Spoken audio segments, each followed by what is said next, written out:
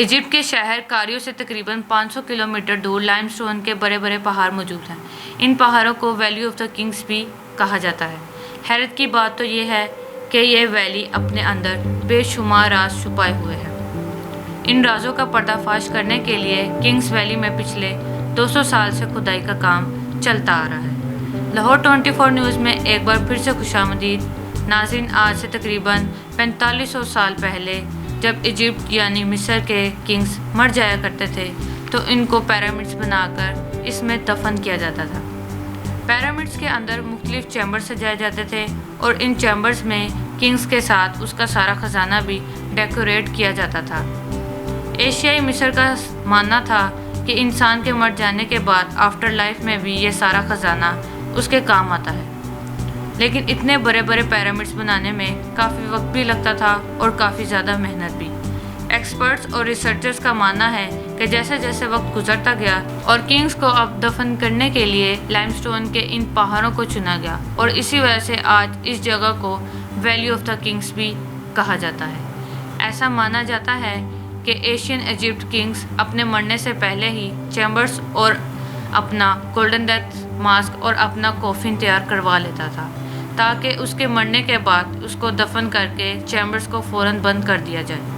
پچھلے 200 سالوں میں اس ویلی سے 65 ٹومبس ڈسکور کیے جا چکے ہیں، لیکن ملنے والے ٹومبس میں سے زیادہ تر کے ایکسپرٹس کا ماننا ہے کہ کیونکہ سب کو معلوم تھا کہ کنگز ویلی میں خزانہ چھپا ہے، اسی لیے ہزاروں سال پہلے ان کے بنائے گئے چیمبرز کو وقفے وقفے سے لٹیروں نے ڈھونڈ کر لوٹ لیا تھا۔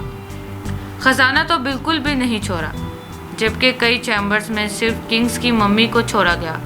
ایک دن کنگز ویلی میں جس نے دنیا بھر کے آرکینالوجسٹ ایکسپرٹس کو حیران کر دیا تھا۔ جی ہاں، 1922 میں برطانیہ کے آرکینالوجسٹ ہاورڈ کنگز ویلی میں اپنا کام کر رہے تھے کہ اچانک ان کی نظر سیڑھیوں جیسے ایک سٹیپ پر پڑی۔ حیرت انگیز اس دور میں سیڑھیوں کا یہ سٹیپ پہاڑ کے اندر جا رہا تھا، جس کو دیکھ کر ہاورڈ کارٹر سے رہا نہیں گیا اور اس نے اس جگہ پر کھدائی کا کام شروع کر دیا۔ ایکسکیویشن کی ٹیم کھدائی کرتی گئی اور پہاڑ سے مزید سٹیپس نمودار ہونے لگے۔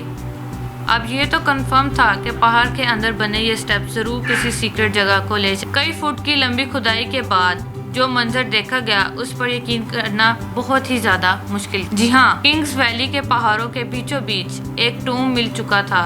یہ وہ ٹوم تھا جس کا داخلی راستہ 3000 سال پہلے بند کیا گیا تھا۔ یعنی ہاورڈ کارٹر اب ایک ایسا منظر دیکھنے جا رہا تھا جو پچھلے 300 سالوں سے کسی نے بھی داخلی راستے کے سامنے رکھے پتھروں کو ہٹا کر جب کارٹر اندر گیا تو دیکھا پوری چیمبرز ہزاروں قسم کے خزانوں سے بھرا ہے۔ یہ ایک ایسا منظر تھا جو آج سے پہلے کبھی کسی نے نہیں دیکھا تھا۔ اس چیمبرز میں پڑی تمام چیزیں سونے سے بنی ہوئی تھیں، جس میں جویلری، اسٹیچوز اور لینن کے بنے کپڑے بھی شامل تھے۔ ٹوم کے اندر ایک چیمبرز بھی موجود تھا جہاں گولڈ کوفن میں ایک ممی موجود تھی جس کو بہت اچھی طرح پرزرو کیا ہوا تھا۔ باقی سارے خزانے کو تو چھوڑیں، صرف ممی کا کوفن کور ہی 90 کلو گرام پیور گولڈ سے بنا ہوا تھا۔ ساتھ ساتھ چیمبرز کی دیواروں پر پینٹنگ موجود تھی، اس کے رنگ ابھی تک کافی زیادہ۔ ہاورڈ کارٹر کی اس ڈسکوری نے دنیا کے آرکینالوجسٹ کو حیران کر دیا تھا، کیونکہ ویلی آف دا کنگز میں ملنے والا یہ پہلا ٹوم تھا جو لٹیروں کی پہنچ سے۔ یہ ٹوم تو اپنی اصل حالت میں مل چکا تھا، لیکن اب ریسرچرز اور آرکینالوجسٹ کے لیے سوالات بھی لے کر آیا تھا۔ ریسرچرز کو بات سمجھ نہیں آ رہی تھی کہ ٹوم کے اندر پری ممی کس کنگ کی ہے اور چیمبرز کے اندر بنی پینٹنگز کس چیز کا اشارہ تھا۔ کنگز ویلی میں بنے دوسرے ٹومز کو تو لوٹ لیا گیا تھا، لیکن آخر یہ ٹوم لٹیروں سے کیسے بچ گیا تھا؟ یہ سوال وہ تھے جن کا جاننا ریسرچرز اور آرکینالوجسٹ کے لیے جاننا۔ لہٰذا جب ممی کا DNA ٹیسٹ کیا گیا تو جو معلوم ہوا اس نے سب کو حیران کر دیا۔ ممی کے DNA ٹیسٹ سے معلوم ہوا کہ یہ باڈی 18 سال کے کنگ کی تھی۔ جب کنگز ویلی سے ملنے والی دوسری ممیز کے ساتھ DNA ٹیسٹ میچ کیا گیا تو معلوم ہوا اس کے بعد کی ممی ٹوم نمبر 55 اور جبکہ اس کی ماں ٹوم نمبر 35 سے ملتی۔ اس کا نام توتن خام تھا۔ جب یہ کنگ بنا تب اس کی عمر صرف 8 سال تھی، یعنی اپنی بادشاہت کے صرف 10 سال بعد ہی 18 سال کی عمر میں۔ اب یہ تو معلوم ہو چکا تھا کہ یہ ممی آخر تھی کس کی، لیکن اس ڈسکوری سے ریلیٹڈ دوسرے سوالات کا جواب جاننے کے لیے اس وقت اتنی ٹیکنالوجی نہیں تھی۔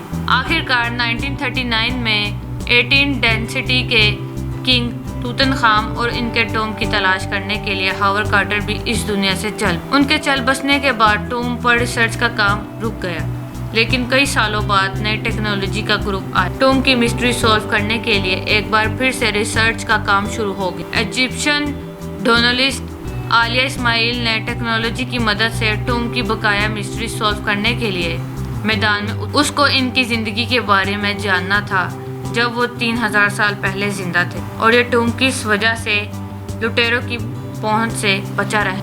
یہ جاننا بھی عالیہ کے لیے بہت زیادہ ضروری تھا۔ سب سے پہلے چیمبرز کی وال پینٹنگ سمجھنے کے لیے انہوں نے اس کو اسکین کر کے سافٹ ویئر میں رن کیا تو ایک ایک کر کے سارے رازوں سے پردہ اٹھتا گیا۔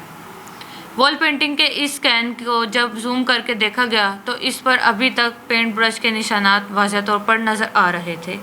عالیہ کا کہنا تھا کہ یہ نشانات اس وقت ظاہر ہوتے ہیں جب گیلے پلاسٹر پر پینٹ برش چلایا جائے، کیونکہ یہ چیمبرز 36 فٹ پہاڑ کے اندر بنا ہوا ہے اور یہاں ہوا کی کراسنگ کا کوئی ذریعہ موجود ہی نہیں۔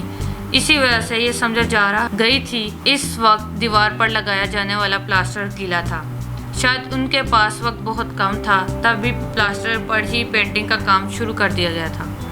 لیکن ایک بات سمجھ نہیں آ رہی تھی کہ اتنا زیادہ ڈیکوریٹڈ اور اتنی زیادہ محنت سے کھود کر بنایا جانے والا یہ ڈوم، آخر ایسا بھی کیا ہوا تھا کہ جو ان کے پاس اتنا کہ پلاسٹر کے سوکھنے کا انتظار کرتے۔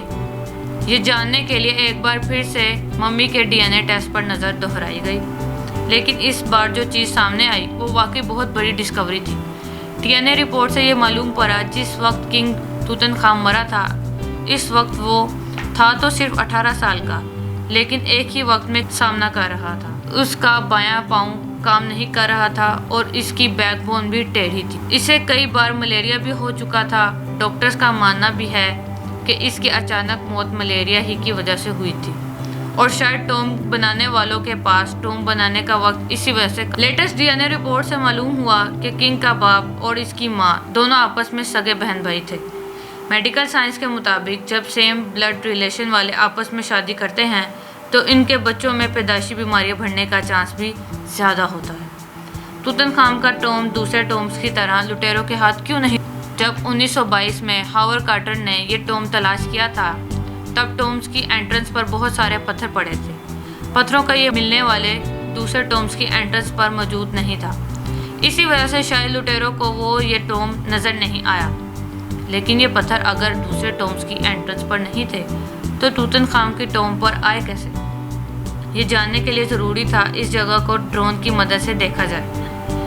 عالیہ اسماعیل اور ان کی ٹیم نے جب ڈرون فوٹیج دیکھی تو ان کو پہاڑ پر پانی کے گزرنے کی جگہ نظر آئی، اور اس سے معلوم ہوتا تھا کہ اس جگہ سے کسی دور۔ ایکسپرٹس کا کہنا ہے کہ ارتھکوئک کی وجہ سے پہاڑوں سے گرنے والے پتھر یہاں سے گزرنے والے پانی کے پریشر سے ٹوم کی انٹرنس پر جمع ہو گئے تھے۔ اس وجہ سے توتن خام کے ٹوم کی انٹرنس پوری طرح۔ امید ہے آج کی ویڈیو آپ کو بھرپور پسند آئی ہوگی۔ ملتے ہیں پھر اپنی اگلی ویڈیو کے ساتھ۔ اللہ حافظ۔